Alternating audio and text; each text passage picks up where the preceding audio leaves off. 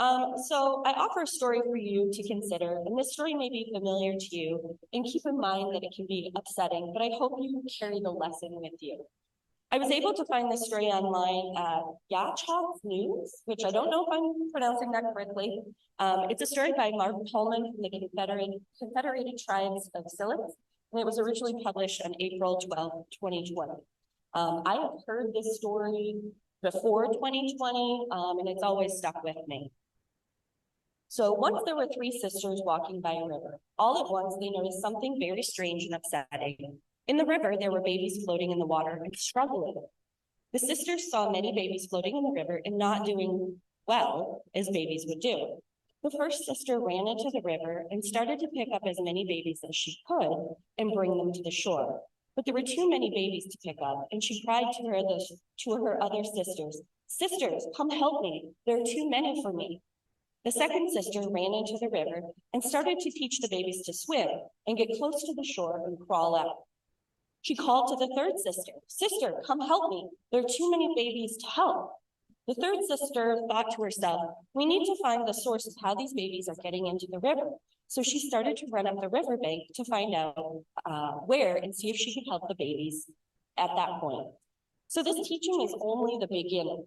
A beginning of a discussion about how there are many different approaches to save, solve, and heal. I offer it in the same way with this question to consider. Did you notice that there are 5 characters in this teaching?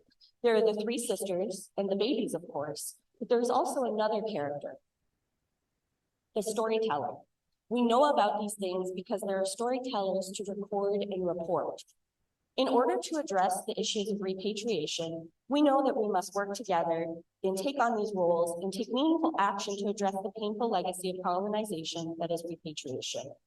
We need our warriors to jump in quickly and act. We need our teachers to help us understand and learn, and we need our leaders to see the bigger picture and plan for our future. And we need our modern storytellers or journalists and reporters to help us hold people, systems, and institutions accountable. I'm so grateful to be here with Mary, Graham, and Jenna this morning for this important discussion. Each of these reporters has written about repatriation issues, and they continue to help us tell our stories. Welcome, and please introduce yourselves and provide a brief overview of your experience reporting on repatriation issues. Oh, should be on soon.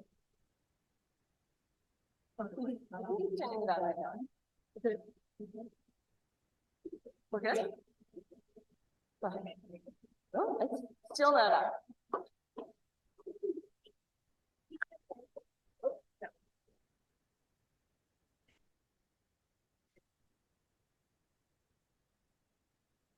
Hello. All right, Mary, we got a hot mic for you. Thank you. And I don't mind saying thank you, CC, many times because I know it's a lot of work to organize a panel. My name is Mary Hudetz. I am Apsalika, which means I'm Crow. I am from Montana, grew up in Crow country. I now live in Albuquerque, New Mexico. And it's great to be here this morning in Oklahoma. I know I'm on the stage because I am a journalist. I have been working as either a reporter or editor for the past 15 years. First, mostly at the Associated Press, but also the Seattle Times. And now I work for ProPublica, where I know many in the room know we've been working on a series of stories under the title of the Repatriation Project this year. So I'm glad to be here. I would say my stories specifically have been about NAGPRA and looking especially at, or blending especially the stories that people from different tribal communities have shared with me, and then looking at them very often through the lens of the current conversation on scientific ethics as well.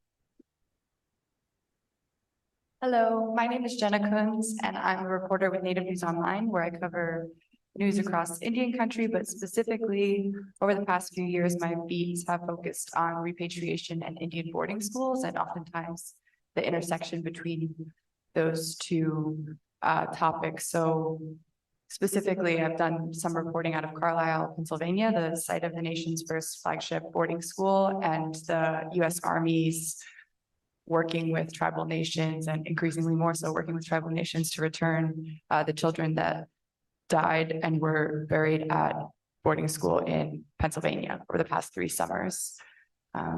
Yeah, happy to be here. OCO, my name is Graham Brewer. I'm a citizen of the Cherokee Nation, and I grew up in the Chickasaw Nation, just about an hour from here. And now I live in Norman, which is even closer. So welcome to Oklahoma for those of you who aren't from here. I'm a journalist covering Indian country. I've been doing it for, I guess, about 10 or 12 years now. Most recently worked at NBC, where I worked with Mary on the repatriation project at ProPublica. And before that, I was at High Country News, where I helped to establish the Indigenous Affairs Desk there. And that's kind of where I got my start covering NAGPRA. Covered it in a variety of ways, but I think generally the ways that the federal government either fails to enforce the law or the law has some shortcomings itself. Happy to be here. Thank you. Thank you. I think this is like coming down. Sorry.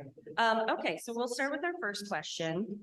How can journalists use their reporting about the underlying causes and consequences of repatriation to foster empathy and understanding?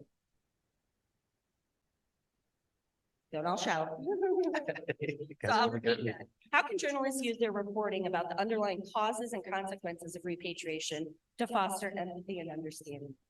I think one of the most basic ways, this is something I tell people who are new to covering Indigenous communities a lot, is that one of the most effective ways you can have an impact is to just simply apply the same ethical standard to those communities that we do to most other communities. And I think this is a pretty glaring, NAGPRA is a pretty glaring example of how that's not generally the case, because our ancestors' remains are treated so differently. And so I think one of the things I've been pleasantly surprised to see is that readers really understand what we're trying to say when we focus on the human rights aspect of this law and the necessity to return ancestral remains and cultural items of cultural patrimony. And I think we're talking, for a variety of reasons, we're talking about the issues that affect Native communities in a much more, I think, open and nuanced way than we have in the past. And so I think simply showing the facts as they are, the struggles, the many hurdles that people have to go through. Shannon mentioned earlier the new hires that all of a sudden you see the rates shoot up. I think that's the case at a lot of institutions where previous administrators or workers didn't think that repatriation was even a priority, let alone something that was a necessity. And so I think really it's just, like I said, just kind of simply stating the facts as they are. And like I said, I'm happy to see that the public is willing to understand that issue and listen. And then we're starting to see that kind of create some public pressure on some of these institutions. Yeah, I think something similar of like centering the Native perspective and the story of it all and the human connection of it all, right? So I think that oftentimes, and what has historically been missing from the reporting on repatriation, aside from reporting itself, is the human component, like centering the tribal perspective and making clear to non-Native readers that we're talking about ancestors here, and even the language that we use, like human rights law, like you just said, Graham, and using words like ancestors and the careful language that we use in elevating the stories to make clear to non-Native readers who and what we're talking about here and the significance of it.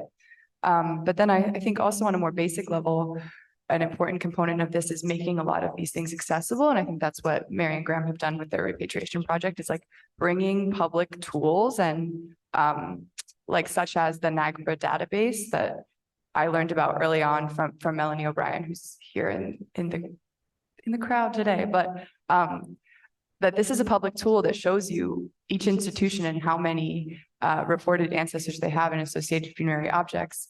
And you could easily, and we're seeing this as a result of Mary and Graham's reporting, I think largely that local news outlets are holding their own institutions accountable, and they're looking themselves and saying, well, you reported in the 90s that you had 7,000 ancestors, and like now you still have 698 ancestors. So what's going on with that? So I think translating the law and making it more accessible and bringing it to everyone and saying, hey, yeah, it's your job too to hold these institutions accountable to get these ancestors home.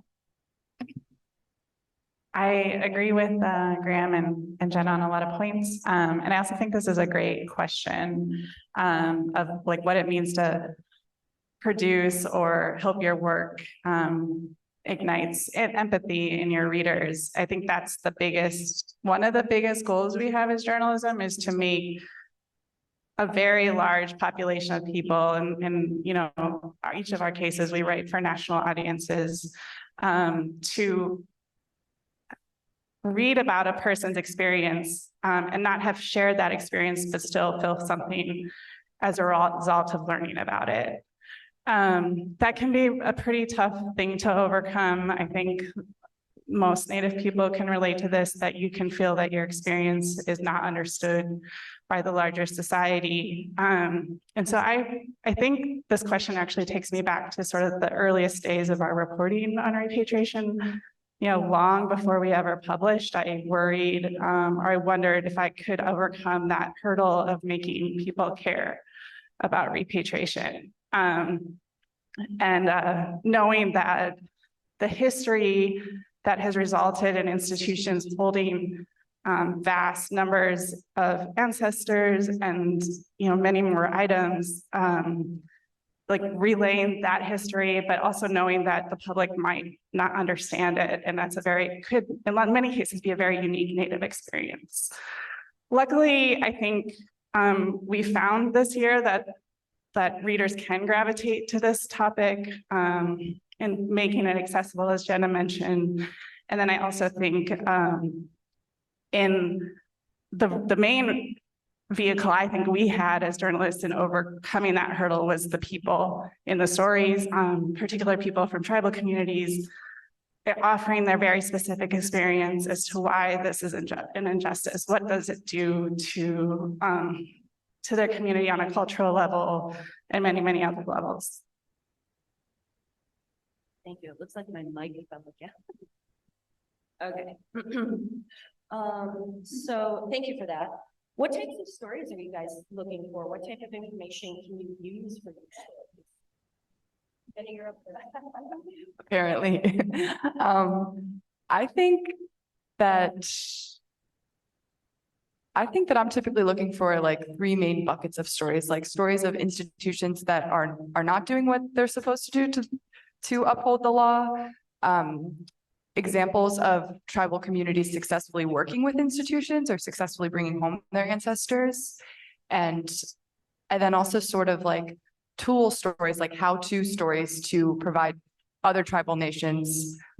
So bringing information from tribal nations that have successfully repatriated to help out other tribal nations. But I wouldn't say that, like, I think that there's this impression that all NAGPRA stories have to be like gotcha stories of like slam pieces against institutions that haven't been following the law for 33 years. But I think that increasingly, as we see policies change in the last year, in the last 3 weeks, like it's a windfall of policy change. And I think there's a way to write about those stories while also applying critical analysis and just tribal response of like, how do you feel that this institution has changed their policies? And more often than not, the response is, yeah, like, let's see how that plays out. But yeah, I think that those are the typical stories that I look for and that can be helpful to other tribal nations as well. Let me just repeat that question for those that didn't hear. What types of stories are you looking for, and what type of information can you use for your stories? So raise your hand out there if you have a story for these journalists to follow up on. Anybody? I'm sure you all have your own stories, but these are the people that can help us get those stories out. So what type of stories are you guys looking for? I'm just to add to what Jenna said, I would say that typically we see this a lot with NMIW coverage in particular. A lot of these stories are really like trauma focused and focused on the people dealing with the hardest part of it. And I think for me, one of the things I'm really interested in is the institutional level. So If you are able to help me show that your institution is not doing what it's supposed to do, then I think that's really interesting to me. I think there's a lot of ways that the law in the way that institutions operate might be perfectly legal, but that doesn't make it ethical. And I think that is a place where you can have some impact, or we as reporters can, because I think as we saw with the Senate's letter to Berkeley and Harvard, that they are reading our reporting and policymakers are, and it can start some dialogue there. So yeah, I think on an institutional level, there's a lot of work that can be done to hold some of these places accountable. I think I agree with elaborating on what Graham just said. I definitely am interested in the stories of people who not only have had to deal with an injustice, but have navigated it, which can then therefore show other people from other communities, if they're looking for another example, a way forward. And then I think beyond that, I feel like our repatriation project sort of hit these marks, but in our case at ProPublica, we're an investigative news outlet. Our reporting is very much focused on accountability. And so it does result in a lot of those more difficult stories where we're holding a specific institution accountable or examining policy and whether it's working or not working for the people it's supposed to serve. And so in that light, just generally speaking about what stories I'm looking for stories where there has been an injustice, where there has been harm, but that the people harmed are willing to share their story. I'm not going to tell a story without those individuals.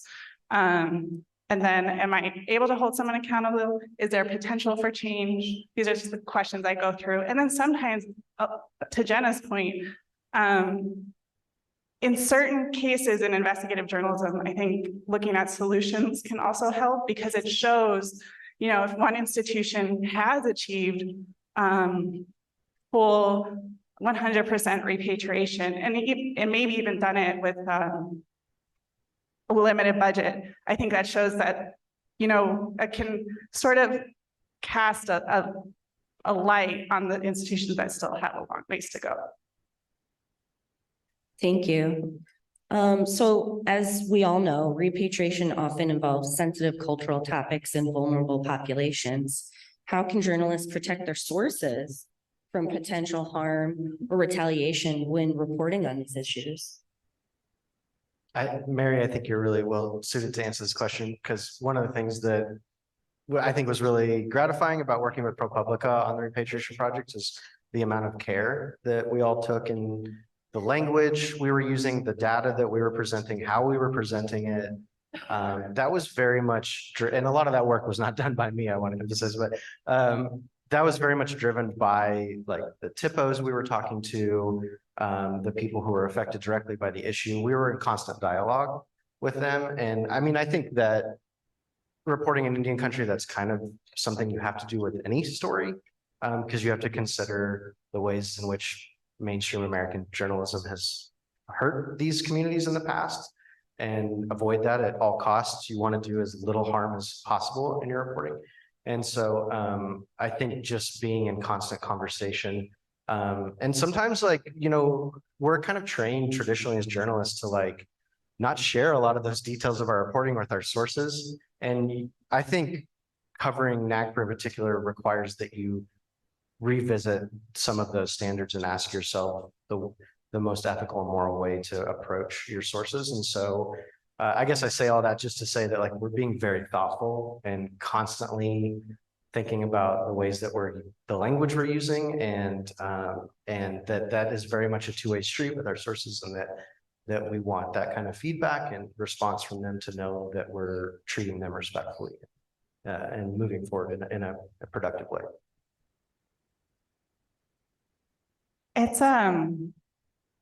It's the thing I lose sleep over, or that sits with me throughout the full course of reporting, is how to minimize or actually make sure harm is avoided. The most important thing, and I hope that people expect this of reporters, but is to share, for me, is to share what I'll be reporting and to be really forthright about what it is in the interviews before people even agree to be part of my story or speak with me. That's probably, as a reporter, the best place to minimize harm, and then to give sources. And I'm thinking specifically when I'm talking about this, mostly people from tribal communities, deciding whether to be part of the story. At ProPublica, we have time. We can usually we have a little bit more luxury of time than a lot of other news outlets. But I think, and also to discuss with the source what the potential, risk is there going to be retaliation? This is any story, not just repatriation.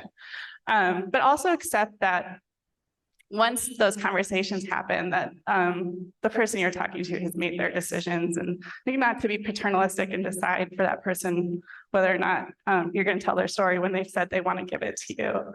So that for me is probably the biggest. In limited cases, I'm willing to also offer maybe some anonymity to a source if they're bringing information. I would have to then go verify that in different ways, but protecting a source who comes to you with information is like paramount. I mean, I feel like that's like our, like I said, it's the thing you lose sleep over, and you don't want to cast additional harm, especially with this issue where there's already been so much harm. So as a journalist, you don't want to then add to it. And where there's been so much taken from tribal communities, you don't want to then take a story without being fully transparent with your source, and add to harm in that way. Yeah, I echo a lot of those thoughts. I think the difference though with Native News Online and ProPublica's reporting and Mary and Graham's reporting is that you guys are investigative reporters, and oftentimes you're seeking out the story, whereas I'm oftentimes responding to the story. So by the time that when someone reaches out to me to tip me off to a story, they've agreed, they want to share their story. It's their prerogative to share their story. So it's not, I don't deal with this as heavily, although of course these questions are still present in any journalist's work. But I think also a big part, particularly of repatriation reporting, is respecting when someone doesn't want to share information. Oftentimes it's like sensitive cultural information, or most times, almost all times, it's the site of reburial for their ancestors, and which it's always explained of why they don't want to share that. They're afraid of grave looting. And so then also questioning, that one doesn't require questioning or even communicating to our editor, especially because we're a Native run newsroom, of why it's, that is important information to withhold and protect. But yeah, I think that defying a lot of journalistic standards, like you were saying, Graham, too, of like going back to your sources and making sure they're comfortable with how you're using their story if they're hesitant from the onset, and questioning some of the ways that journalism is traditionally done, of like, you've shared your story, now it's like a wall goes down and you're not going to know what I'm writing about you until you read the final product. That's not, it oftentimes doesn't serve the story, especially in sensitive cases like this one. So I think that looking at it a little bit differently and having those conversations from the onset, also like you're saying, Mary, too, helps alleviate concerns, and then also just makes for a more accurate story. Thank you. So this is a question I've been looking forward to. So with recent media coverage, I've noticed an uptick in interactions on our social media platforms, as well as an uptick in visitors to our website, where we provide repatriation education. So what are your thoughts on the impact of your work, and can you share examples of how ethical reporting on repatriation issues has led to positive changes in policy for public perception? I'll get started, but maybe this can be a conversation with the audience. I'm going to do a long answer, I think, to this. But first of all, I think we started our reporting in ProPublica in 2021, and then we published at the start of this year. So it's clear that there was some movement afoot on this issue in a way that I hadn't been aware of before. However, I was very new to NAGPRA in general. But that said, I feel like a considerable amount, or there's actually an immense amount of activism and advocacy had sort of led up to this year in the past 30 years, particularly from Native people. Graham in our reporting was really good at always reminding us that, you know, each of these developments we're seeing, whether it was in California and the passage of CalNAGPRA or Berkeley starting to make promises to do better, that was a result of Native people pushing for it. And to make sure that that was clear through our reporting. We also had the benefit at ProPublica of constantly going back to these transcripts that the NAGPRA review committee has kept since 1991 or so, whenever the first meeting was, and going back and seeing the way that, you know, I guess most of them are elders now talked about this issue and why it was meaningful to them, and offering really compelling and heartbreaking testimony. So as to say, I feel like as far as impact goes, we're at a place where, at least I hear from folks I interview who are here, I think, but that there's a considerable amount of momentum right now. And I think that many, many years have led up to that. Our reporting came at the start of the year, and I think we've seen some results that are encouraging for us. The reason we take on huge projects at ProPublica is to try to make a difference and to have impact in a way that a journalist can. We're still somewhat, we still don't take sides, but that we can use the tools and the force of journalism to try to make impact. So for us, I'm interested to hear what you guys say, but we had a database, which is an online lookup tool where you can look up every institution. As a result of that database, and I remember just being amazed when it was happening, that I think at last count, 50 local news outlets wrote their own stories, which started conversations in their own communities about the museums that held ancestors in their different towns. Or also extremely heartening was seeing students on different college campuses write about the issue. So I think we're well past 50, but that's kind of where the last time I heard a number was 50 newsrooms writing their own stories, which has created a conversation. Graham mentioned a Senate letter that I know was not appreciated by some institutions, but Senator Brian Schatz and other members of the Senate Indian Affairs Committee sent letters to the 5 institutions holding the largest number of ancestral remains, requiring answers and explanations for repatriation decisions. I could go on, but I think there's also, I think some letters and documents I've seen from the Interior requiring some NAGPRA implementation policies that I'm gonna see if is a new development or an ongoing one. But lastly, and this one is not one we've reported on, but I think the most encouraging thing I hear, and I bet you guys hear this too, is when people from individual tribes reach out and just say that they think the reporting made a difference on their individual repatriation. Yeah, absolutely. I think that that's always the most gratifying thing in journalism, is when the community that you report with and for is the one that's saying this impacted us and positively, and this is how.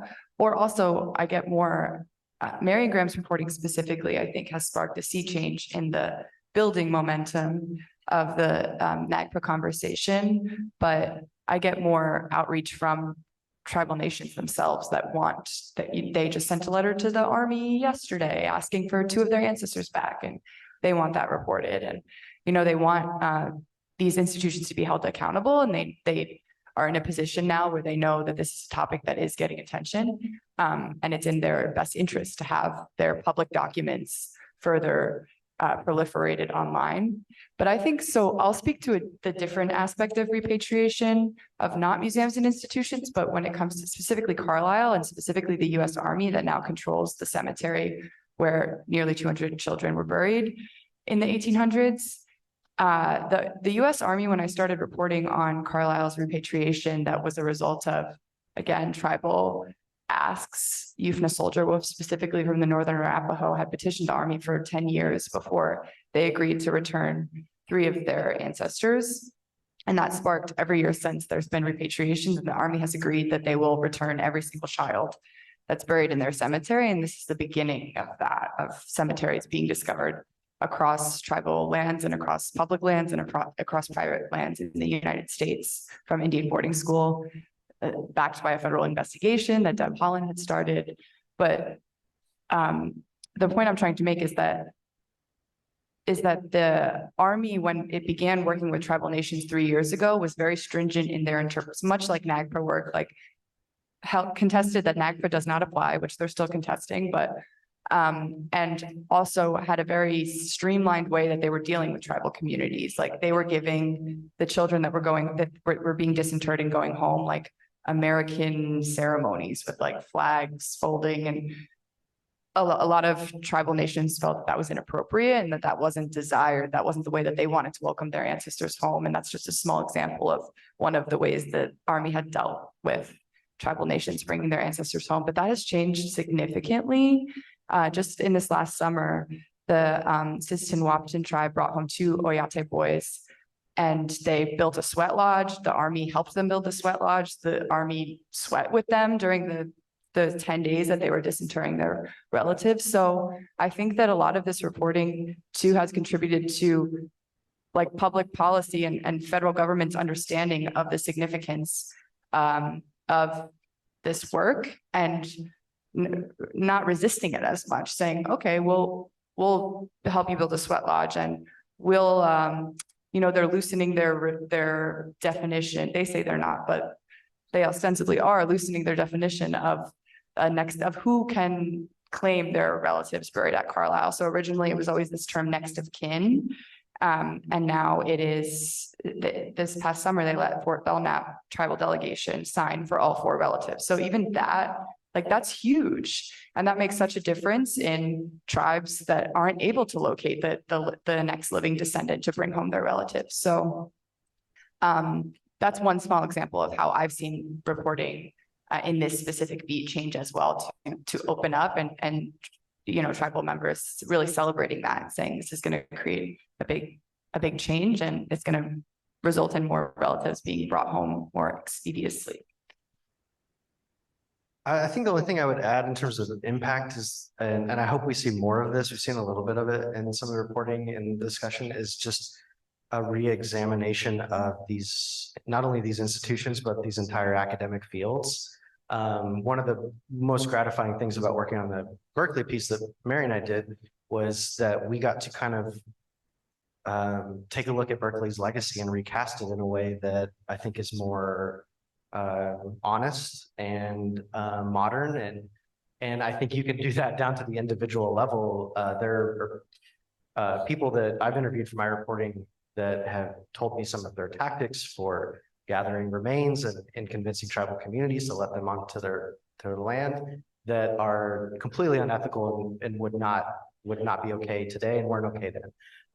But hearing those stories is an opportunity for us to ask some important questions about, I mean, it's not just institutions. Like I said, it's individuals who built entire careers and legacies off of grave robbing and looting and gatekeeping of information and data.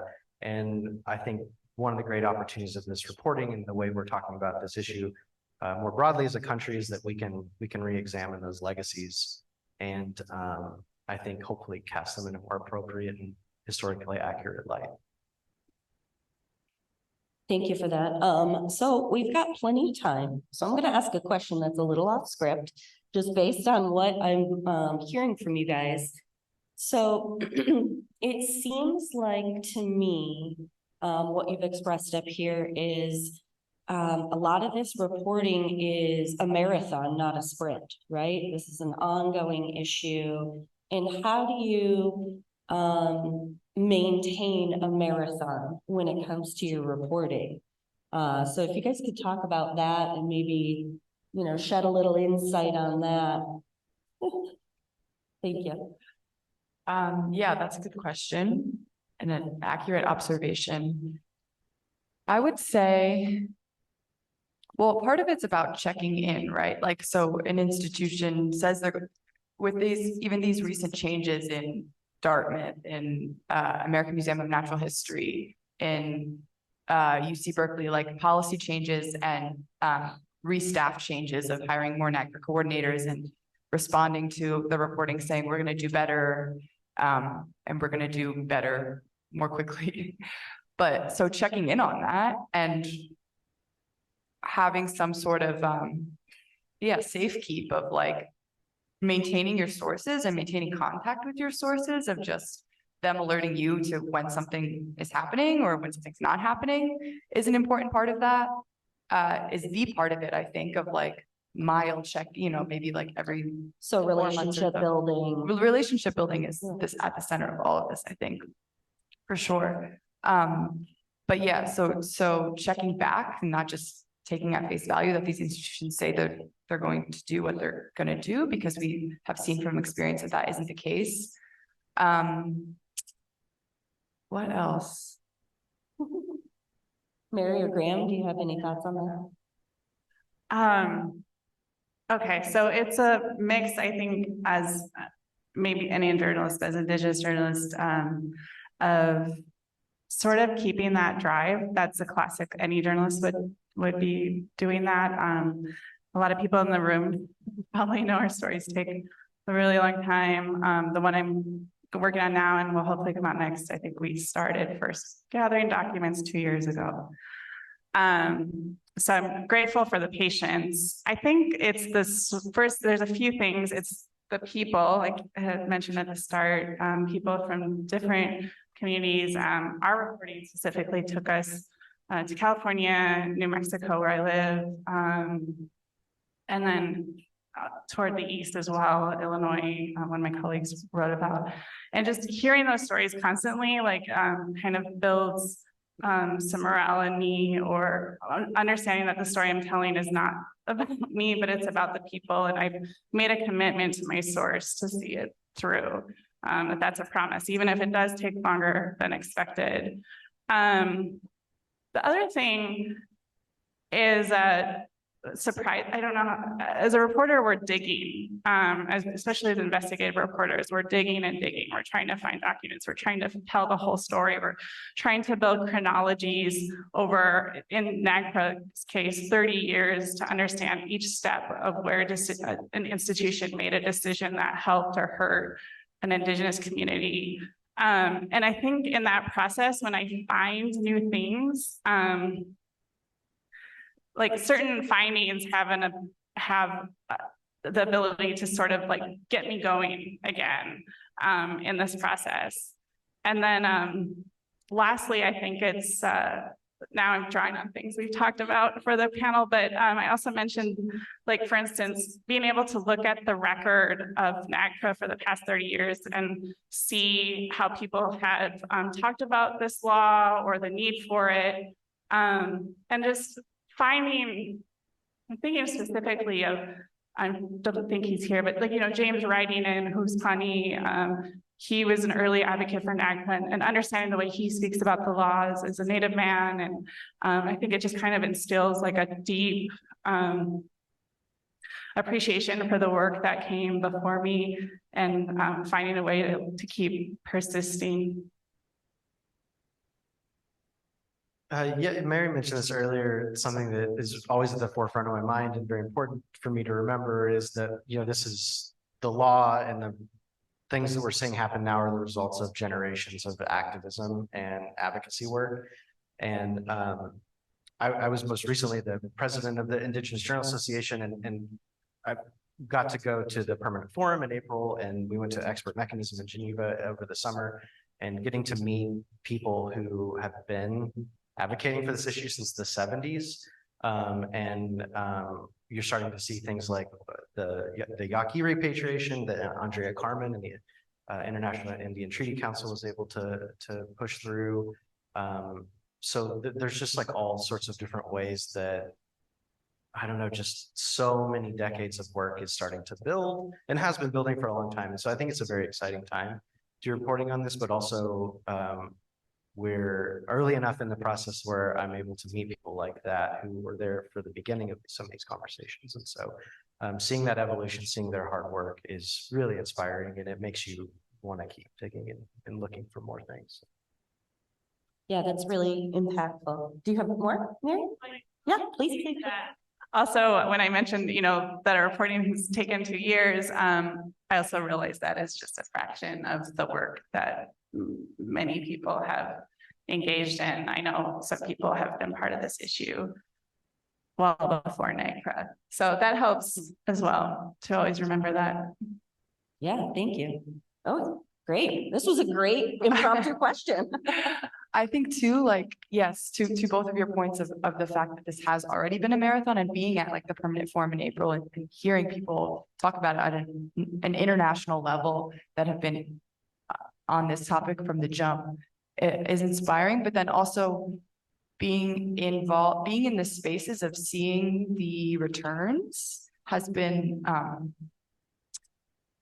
a hugely motivating piece in all of this, and like a good reminder again of what this is all about. Like last summer, I followed the family of Anastasia Auschwitz, this Aluktik Supiak girl who died at Carlisle in the 1800s at her 3 generations past, and her relatives came from Alaska, from Kodiak, Alaska, to bring her home, and I traveled home with them to her reburial ceremony in Old Harbor, Alaska, where she hadn't been in more than 140 years. And the way that she was welcomed home, and by whom she was welcomed home, of people of her same age, like she was taken when she was 13, and her 13-year-old relative who had the same birthday as her and who looked strikingly similar to her in photographs.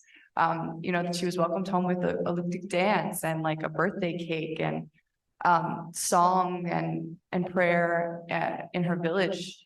And it's just, it gives me chills to talk about it even now, because it was the exact intention. All the ways that she was welcomed home were what was intended to be taken from her community and was alive. And that was how she was brought back and reburied next to her relatives. So seeing the generations of work that have gone into it, and then the tail end of that, of like, and then this is one story of one girl who got to come home, is more than powerful. Thank you. All right, so how do you envision the role of journalists evolving in the coverage of repatriation in the coming years, and what ethical considerations will become increasingly important? I have the mic, so I'll go first. Mine are quick. There's a lot of promises being made right now as a result of people's work, as a result of news coverage. A lot of institutions have been saying they're prioritize repatriation, or add more staff, or change policies. And so I think for journalists that offers a really good opportunity to follow up. It's one of the most classic things you can do as an accountability journalist, is to see how, if people are keeping their word. And I would add that it's probably going to come, for journalists, it's probably going to be coming from Indigenous communities, letting us know whether these institutions are or are not saying what they said they're going to do. The other thing I think is to have, and this is more of a comment on journalism than repatriation, but is to make sure we have more Indigenous journalists doing this work. And whether it's, editor or reporter or both, being part of the reporting. I think one of the scariest things I sometimes worry about, although there are ways to navigate this, is, a non-native editor and non-native journalist getting together and deciding what a story is without talking to the native communities involved. So I think working through that journalism is getting better, but we do need more Indigenous journalists. And you can support that by bringing your stories to a native news outlet or to native reporters. And then I think, lastly, I guess it's to take your time, and then I have been doing reporting for a long time. I started reporting on MMIW before people use that term, and seeing that how slow progress comes to Indian country on some of our most pressing issues. So I think if there's one other thing, it's I think to sort of hope that maybe this issue isn't what it was 10 years ago, that there's enough progress that things are starting to move and starting to change in the way that Congress and Native people had, and even institutions had intended them to be. I think too, with the impending changes to NAGPRA coming out in the next few months before the end of the year, that will also increase the impetus and the pressure on these institutions. Like it resets the clock, it removes the term culturally unaffiliated, so it makes changes to the law that as a result of tribal nations advocating for those changes, that will also increase the pressure on these institutions to make those returns. In terms of ethical considerations, the one that I can foresee that is already happening is with the federal government's Indian boarding school investigation across the country to find and locate unmarked graves from boarding schools. What will happen beyond that? Like who will be in charge of using ground penetrating radar, like non-invasive technology to locate these graves? What land will they be found on will make a difference about who deals with the graves, and will NAGPRA apply? That's a huge question that, you know, we see with the US Army in Carlisle, that NAGPRA, they're contending that NAGPRA does not apply. And so that makes a difference in terms of how tribal consultation works and how the process of repatriation works and on whose timeline it works. So those are big ethical considerations that I can see impending, and also the fact that we're dealing with then children, explicitly children. Yeah. Yeah, one of the things that's really interesting to me when you consider ethics in this reporting is the data that's been collected over all these generations. So like Nakia Zavala over in Southern California, where we interviewed for our Berkeley story, you know, she made a really great point, was that there was a lot of information that Berkeley was keeping from her tribe that they really could have used in terms of like just documenting their history, their culture, their traditions.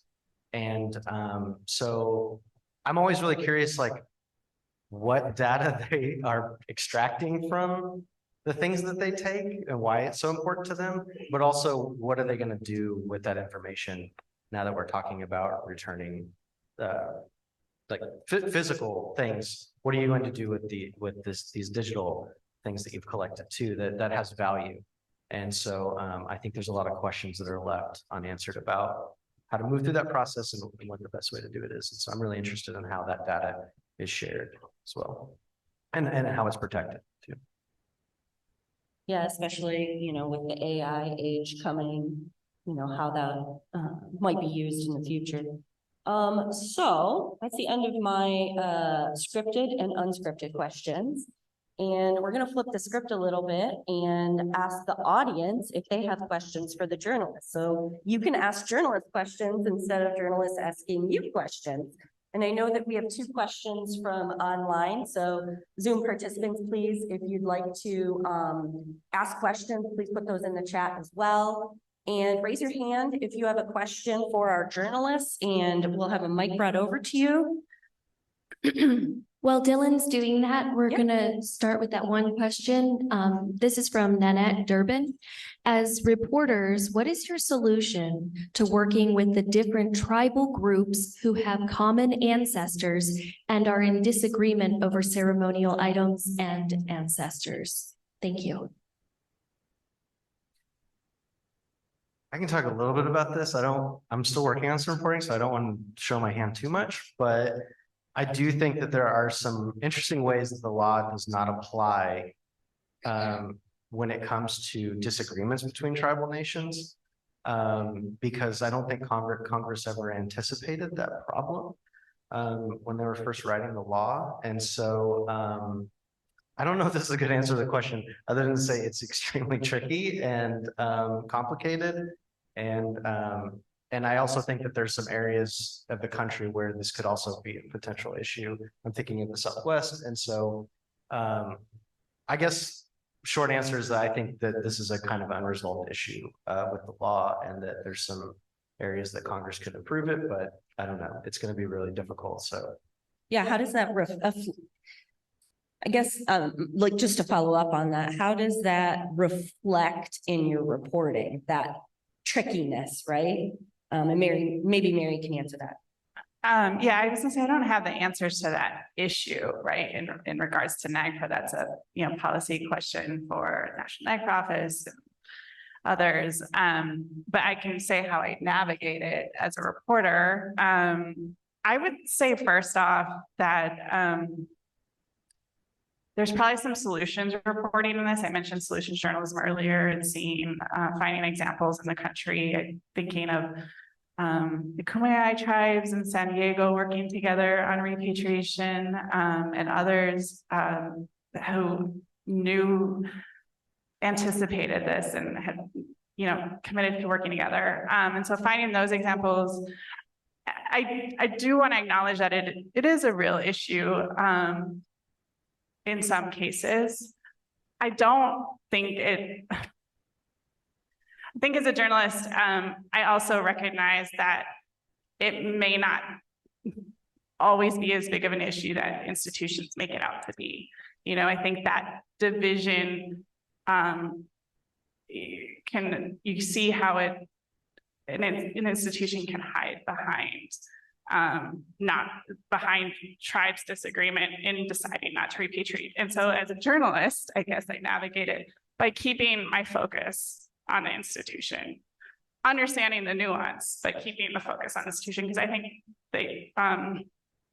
many powerful people would be glad to see us doing the story about tribes not getting along with each other.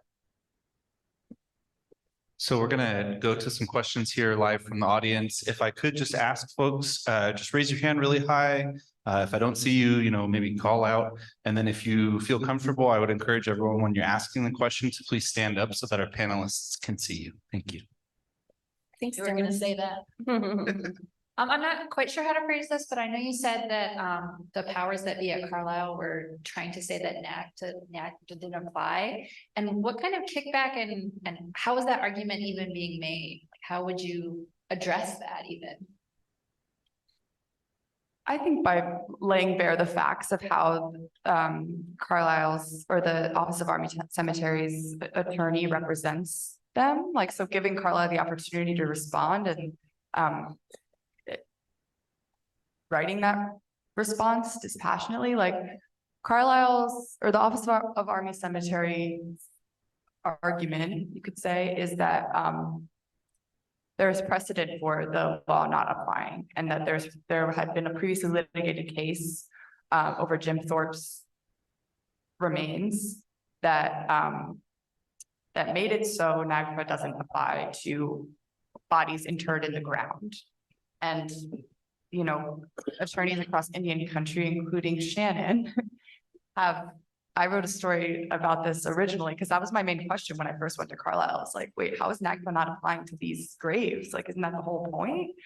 And then I spoke to attorneys like Shannon and several others that have said, yes, that is the whole point. And this clause of this part of the law should make it so that it applies. But what has happened that's interesting in this past year, like with this example of the Oyate tribe, the Sisseton tribe and the two Oyate boys, is that Tamara St. John of the Sisseton, who's the tribal historian, had worked with NARF to draw up like a memorandum of understanding where both the Army and the tribes laid bare their points of like, we believe that NAGPRA applies, and the Army, we believe that NAGPRA does not apply, but we're going to put that aside for now and like hold our positions, like, sit on that, but still work through this repatriation. And this is the way we're going to work through this repatriation.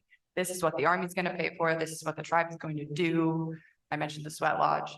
So despite NAGPRA not applying and tribes continuously pushing back on that, I mentioned another tribe reached out to me yesterday saying that they sent a letter to the Army saying that they want their children returned, but under NAGPRA, that the Army is still the Army is still working with tribal nations, so I think that also tribes are reluctant to completely dismiss that. So that's why the memorandum of understanding has been an important tool, because it outlines the perspectives, like I said, but it still allows for tribes to move forward with returning their ancestors, which is obviously their priority.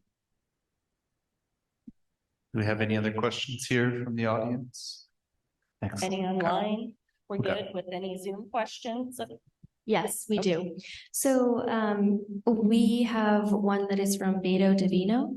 What are your thoughts on the impact of your work? Can you share examples of how ethical reporting on repatriation issues that lead to positive changes in policy for public perception?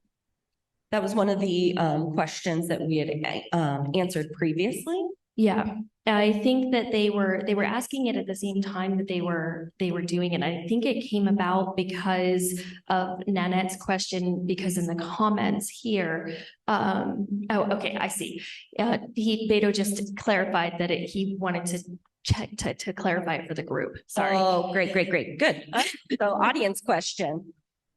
Dylan? Oh, go ahead.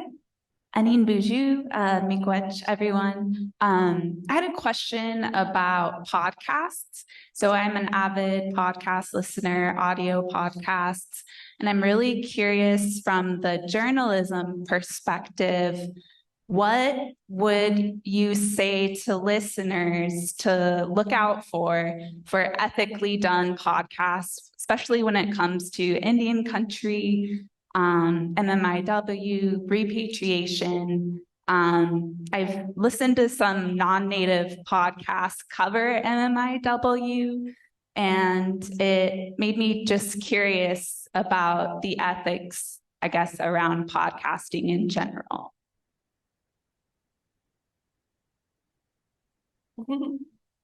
I would just say two podcasts that are done really well is This Land by, is it Rebecca or her sister? Yeah, Rebecca Nagel, that won or was nominated for a Peabody, I believe, but it's incredible. There's 2 seasons of it. And the second one deals with ICWA and also has some, repatriation and Indian boarding schools are involved in that as well. It's done incredibly well, and I think that has a lot to do with the fact of who's doing it. It's an Indigenous reporter. She has an Indigenous team. It's extremely rigorous reporting and well fact-checked reporting. And then the other one is Connie Walker's podcast, which is called Surviving St. Michael's. Stolen. Yeah, Stolen, which also has 2 seasons. And the second one follows her own journey of looking into her father's experience at residential school in Canada. And again, extremely rigorous year, if not more long process that she also won, I think, a Peabody for. I might be misremembering that, but a Pulitzer. Yeah. So, yeah, both. So I would just point you to those podcasts to see the podcasts done extremely well. Fortunately, I can't think of any that are done. I don't listen to enough, and if it's done poorly, I'll probably stop listening. But I think just thinking about story in general, though, your Graham was making the point earlier about, or I think we both were about, like,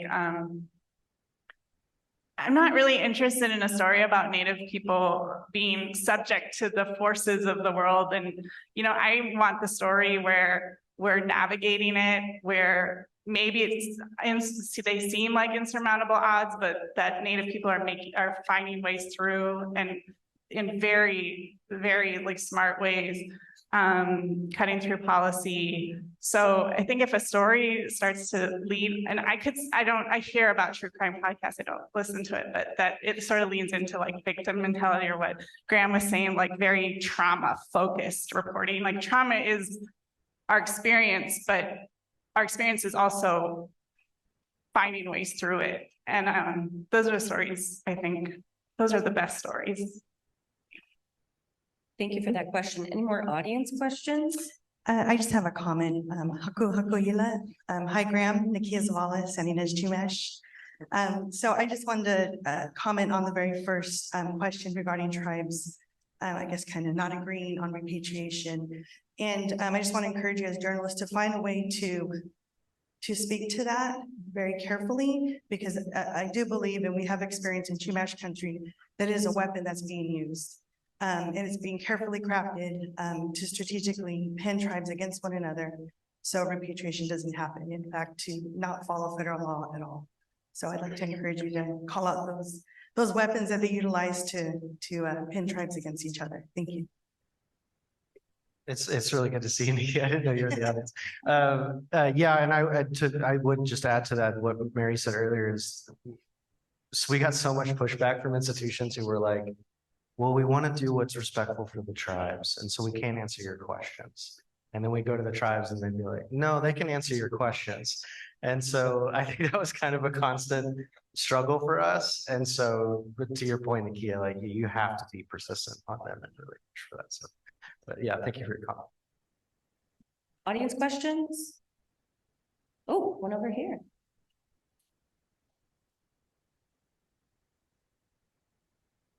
Hello, my question is basically, it's pertaining to the past, the present, and the future with me.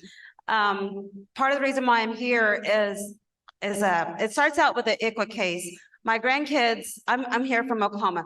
My grandkids were adopted illegally. I was never given a right as a grandmother to adopt them. About a week to 2 weeks, they were already adopted out to a non-native couple. Okay, that was about 10 years ago. I've already tried to I tried to get my tribe to help me. They refused my case and left it in the Blaine County court here in Oklahoma.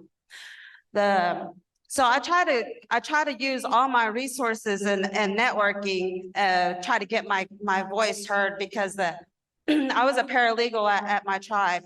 And so I got a RIF. And part of the reason why my case was declined was personal. And so when I got a RIF, my tribe declined my case and my grandkids got adopted out through the state. And so therefore I am full blood Choctaw. I'm half Choctaw, a quarter Cheyenne, and a quarter Arapaho. I didn't get no help from the Choctaw tribes, and they also didn't notify these kids are also on the father's side, they're Navajo. And so they didn't follow all these laws, you know, that they're supposed to go through. So they got adopted out. So, and me being disabled right now, and my parents are, you know, I have a right to be here. And so I'm speaking from them in an ancestral kind of way, and a grandmother, and for my future. What's going to happen to those kids, since now I don't have no resources. I don't have any income. I've been denied Social Security. So I'm here with on my last $5. What you see is just an appearance. I'm broke. I don't have no money. So my voice is my word. I want to know what's going to happen to those kids after me. I want to know if they're going to be able to come back, where their bodies are going to go. I want to know. I want answers. I want to know the future. I want to know, because if I have to be accountable, so does somebody else have to be accountable. Thank you for your question. Do you have any, do you have a question about repatriation? I think. Is this conference, is these people here? I know you're fighting for things, artifacts, and to get these people back home. But like the guy said, 7 generations from now, what's going to happen to those grandkids? What's going to happen to those ones that are taken from the state that I don't know about? See, that's why I'm here. It's not just about me. It's about the future of all our kids that was stolen, that was taken. So that's why I'm here. Thank you. Thank you for coming. Do you have any comment?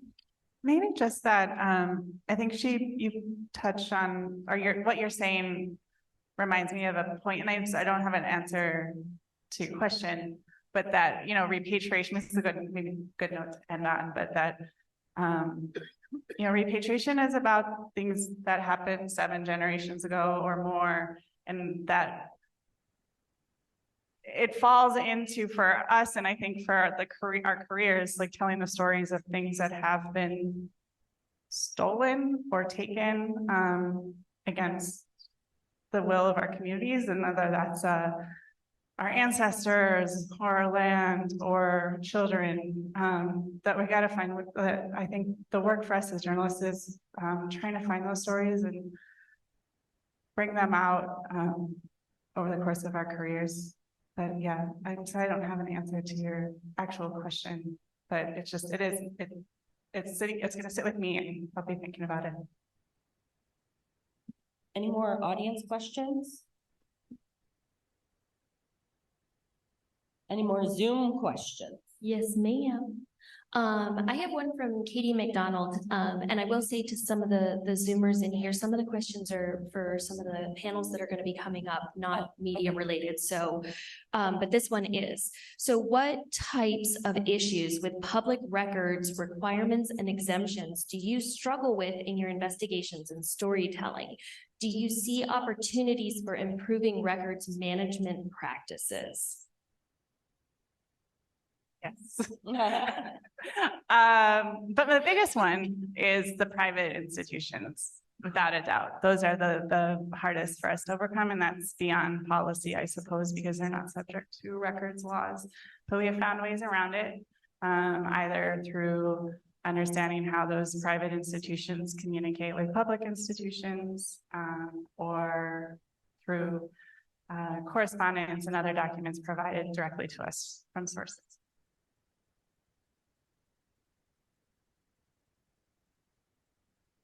Thank you. Okay, any more questions? Might be wrapping this up a tad early. Oh, Frank has a question.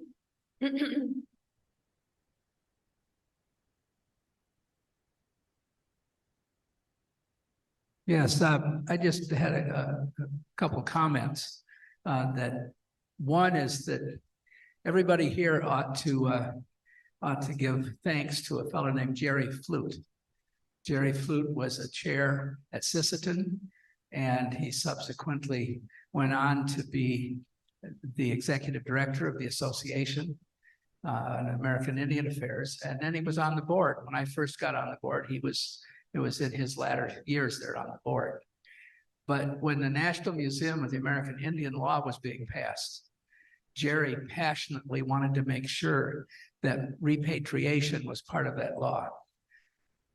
And he had to work with our board president, Joy Hanley, who, it was a controversial position because there were people in Indian country who thought that it would be overreaching to try to put repatriation into that law.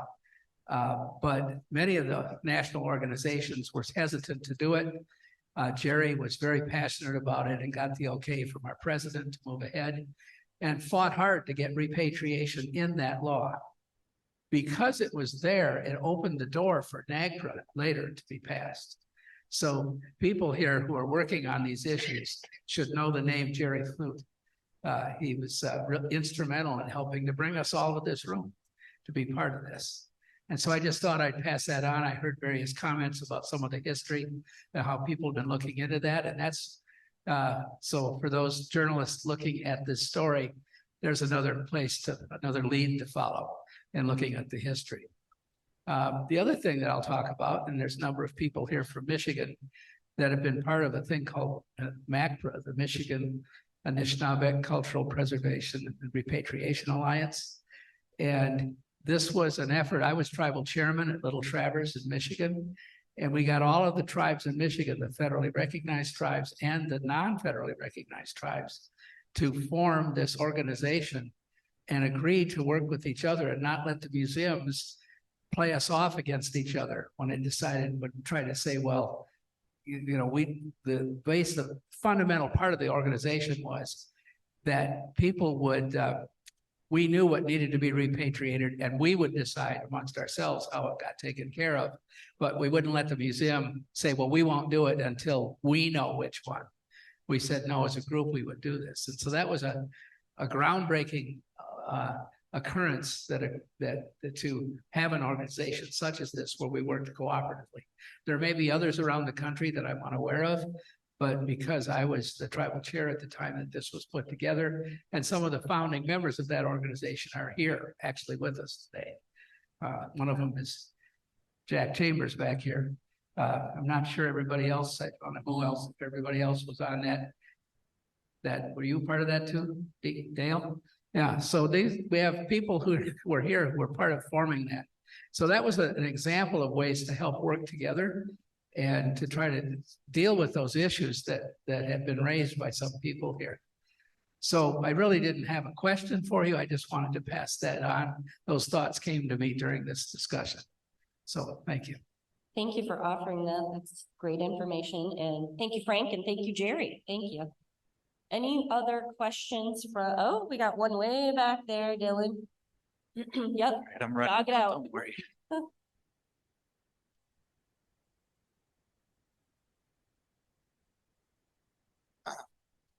I just was curious, as a journalist, have you ever experienced pushback for either your employer to do a story that you didn't want to do?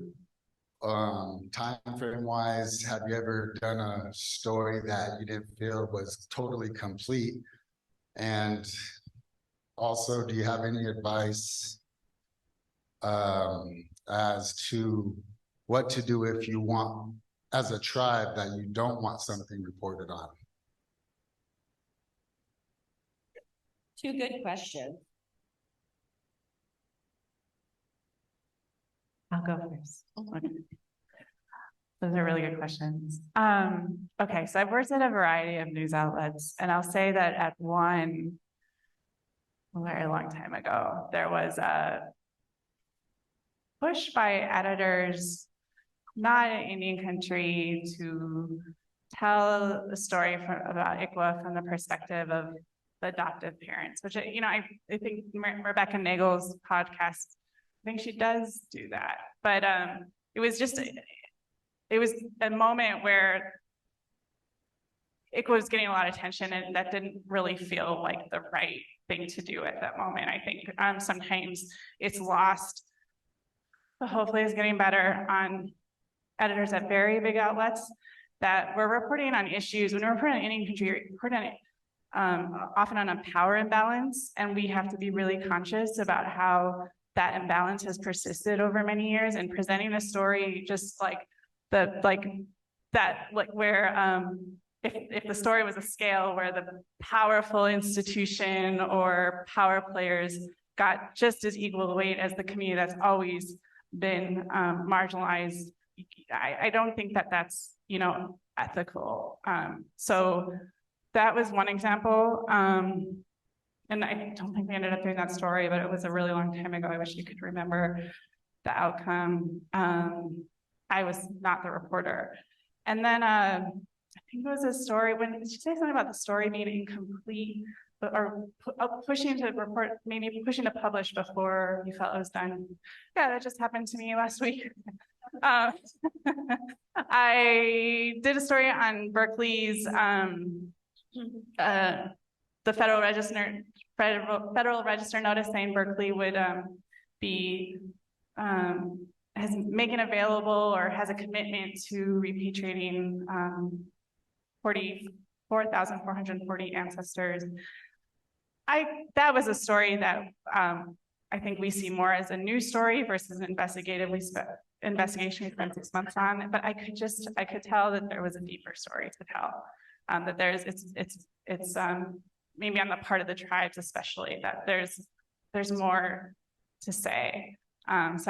When that happens, especially when I worked at the Associated Press, where it was very fast, you just hoped you could come back around the next time and keep telling the story over and over. And then publishing information without the tribe, is that right? If you want, if the tribe doesn't want what it reported on. For repatriation, we will not report this. That was a decision we made at the start. I entered repatriation reporting just, you know, coming from Native community, like knowing that this was sensitive and all our stories are not for everybody, or at the very least, there's a long history of knowing that our stories can be just as, you know, I said earlier, like children in land and ancestors can be taken, like a story can be taken and then used against a community. And so think we just wanted to be very sensitive to that. I did. Luckily my whole team, agreed that we wouldn't tell a story without the tribe involved. So I'm lucky in that way at ProPublica. But other stories, I guess,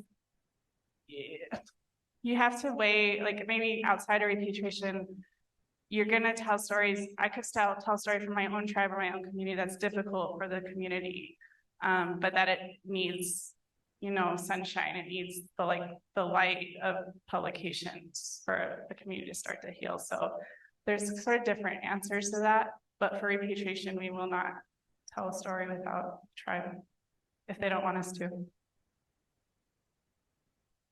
I would add just to that last question about what are some tips of how a tribe can protect itself if it doesn't want its story published, that there are several TIPO offices that I've reached out to seeking information because I've seen in a public register notice that they have remains coming back to them or cultural artifacts. And their policy stated on their website and then reiterated to me over the phone is that they don't share any information. So it's about respecting that, but then also, yeah, keeping in mind that this information is public. And so the information could be out there and a news organization could ostensibly report on it. But I think also then as the tribe, either having those policies internally or communicating with the institution that they're repatriating from as well. Because I've also spoken to institutions that said, I can give a comment about this tribal repatriation, but not this one at the wish of the tribe. So having those communications with the institution from the onset and yeah, having those agreements and stated policies, maybe also written policies to move forward.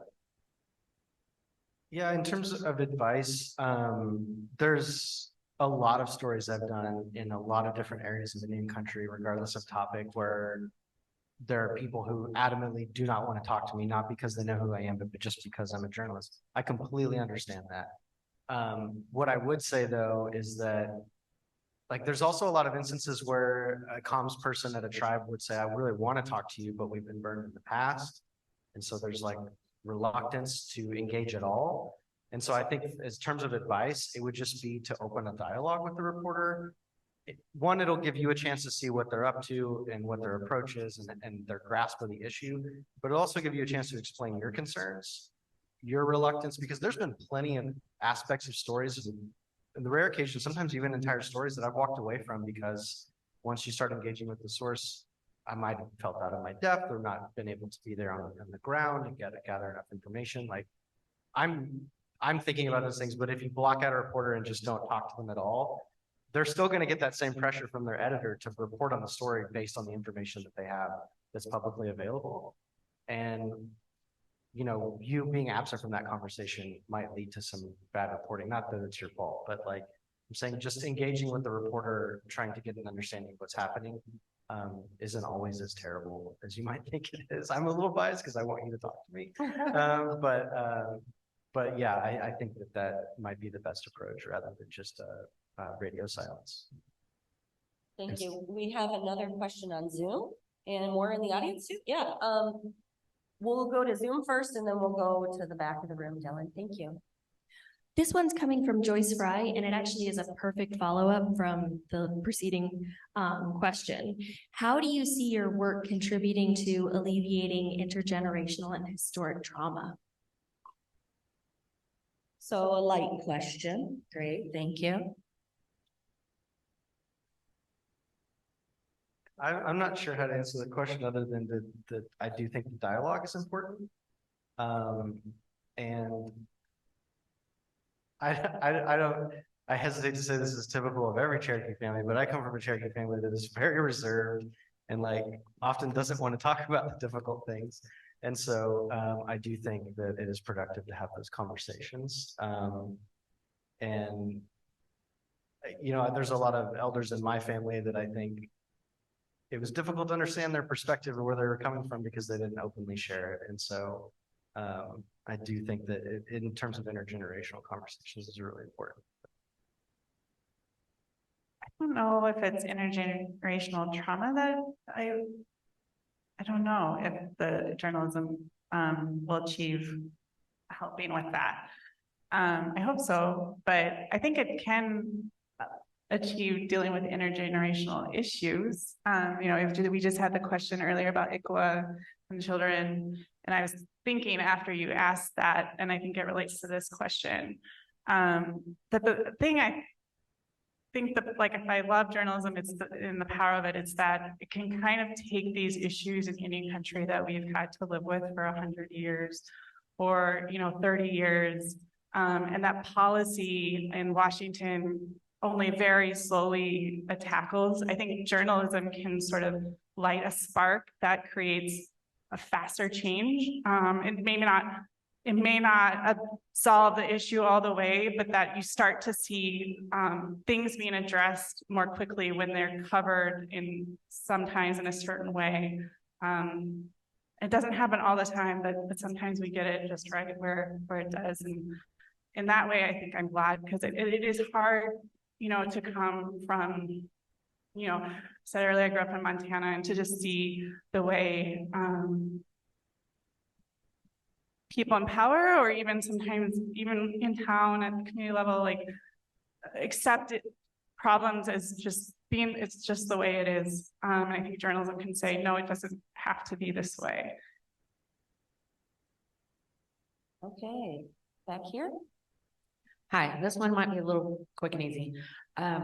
It's about record keeping. So I work in the Cultural Heritage Center in the archives, and now I'm about to be taking care of all, you know, a lot more records. And I know that whenever you guys are investigating some of these things, so, you know, that's important. So I would like to know if you have any tips for record keeping and things that you've found in trying to research your stories that would be helpful for everybody to know involved with record keeping, and how we might do a better job. Thank you.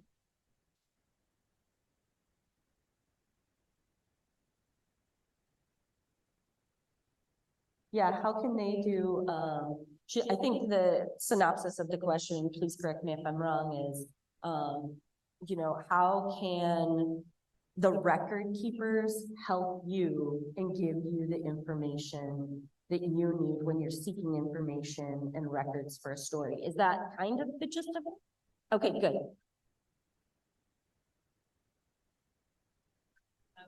Like how records, you know, is there a better way to keep things to make it easier for you to find what you need when you're coming to us for information? Yeah, I'd say first, if my alternate like dream job is to be a librarian, because I like love records and organizing them, but I do not have an expertise in it, except for asking for them. And I tend to ask for records by date, and I also often use keywords, knowing, so if you have a system that allows for keywords lookup, but definitely date. I organize everything by the date they are, because it helps me see the timeline of the story and to see how I'm gonna potentially tell it from one action to another. I don't know if this is helpful or if it's too simple though. Definitely want things electronically, although there's a side of me that loves to just go into an archive and thumb through a drawer and find things that way. But yeah, definitely date, definitely keywords, and then nothing. My favorite thing as a journalist is if someone just hands over like the whole database or the file to you, and then we can start working with it ourselves. But so please, if anyone wants to do that, please do. Yeah, that was my first thought, was just give us everything, and we'll sort it out. But one thing that has been really helpful to me, when I used to work at the Oklahoman, and I covered the prison system, and there's a lot of forms, there's a lot of documentation, and I didn't know the names of these forms, and I developed a lot of sources in administration, and they would say, you need to ask for this specific thing every time, or with this kind of case, you need to ask for this specific form. And so it might seem obvious, but to me, it's not like keywords of like specific kinds of documents, things to look for. Because like Mary said, typically what I'll do is I'll say, well, I know this one word like repatriation, or I might know the site name or like a name of a person who worked on it, and I'd say, give me everything with this name in it from these dates. But if you can tell me the specific forms and the names of those forms and like certain documents that I should be looking for, whether it's every time or in specific cases, not only will that help me, but it will make my reporting faster because it narrows the focus of the search incredibly. One of the things that's really frustrating about reporting with public records is that depending on the institution you're asking it from, it could take a long, there's a certain institution in California that has been making me wait for some public records for almost a year now. And so, granted, it was a huge request, but like, any way that you can help me narrow my focus, my search will save me so much time and effort. All right, it's 10:55. I think maybe we can do 2 more questions. Dylan? So I believe this question, is your name Jenna? I'm sorry. Thank you. So you had mentioned previously that the NAGPRA laws are changing on the designation of culturally unaffiliated items. Can you expand on that, please? Yes, I think Melanie O'Brien would be a better person to expand on it, but yes, the term is being removed and in favor of geographic affiliation, of which the vast majority of the more than 100,000 ancestors that are still held by institutions can be geographically affiliated. I think it's something like 97%. Is that right, Melanie? No movement. Melanie's a little tight-lipped over there, but that's why we're here, to learn more about that. Yeah, I think there'll be more coming from Melanie, more right? to come for sure. Any other questions from the audience or Zoom? Yes, we have one from Zoom. This one, it's kind of a follow-up, but not, it's regarding the collectors who initially gathered the collections today. How much information do those institutions and universities provide to you about their background, personal information, motives, monetary gain, credentials, etc., considering that they are seen by some as experts in the institutions, but many times are often little more than hobbyists and headhunters?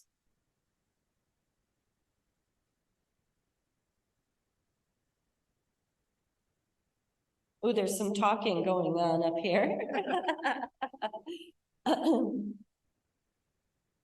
I take that one, Grant? I mean, I think short answer is like, no, really, like, at least not that I've seen it. The only thought that occurred to me listening to the question was that I find it very interesting who is considered an expert. This is an issue that I've discovered a lot. I've done a lot of reporting on like data collection in Native communities, specifically language data, and how it's extracted or taken and then sold back to the communities that it was taken from. But in a lot of those cases, a lot of these grants, you know, it's like you have to have someone with a doctorate in this language to get this grant. And it's like, yeah, but a first language speaker might not have a doctorate, but they are definitely more of an expert than any person outside of that community who goes and gets a doctorate in that specifically. So anyway, I think that's another interesting aspect of the discussion we're having about this issue is who qualifies as an expert historically and who should we be looking to as experts in the future. Thank you. All right, Melanie's got the microphone. Hello, long time listener, first time caller. I just wanted to say thank you to the 3 of you. And to the rest of the team that has been supporting you for bringing light to this topic and in the general public awareness. I know it's made a difference in the work that I do every day, and I think it's made a difference for all of us in this room in the work that we do every day. It's brought an awareness and a consciousness in the general public, but the lightness is not just attention. I want to say that for me anyway, it's a lightness of being. It's relieved some of the weight to be able to share it with you and have you share it with the public. So thank you. Thank you for that. With that, we're going to wrap up this panel. I do want to say that if you have a story or would like to talk to anybody on our panel, we do have private rooms in the back. So you can have those conversations privately if you'd like to, and maybe share your stories with them. So thank you. Big round of applause for our panel, Mary, Jenna, and Graham. Thank you so much.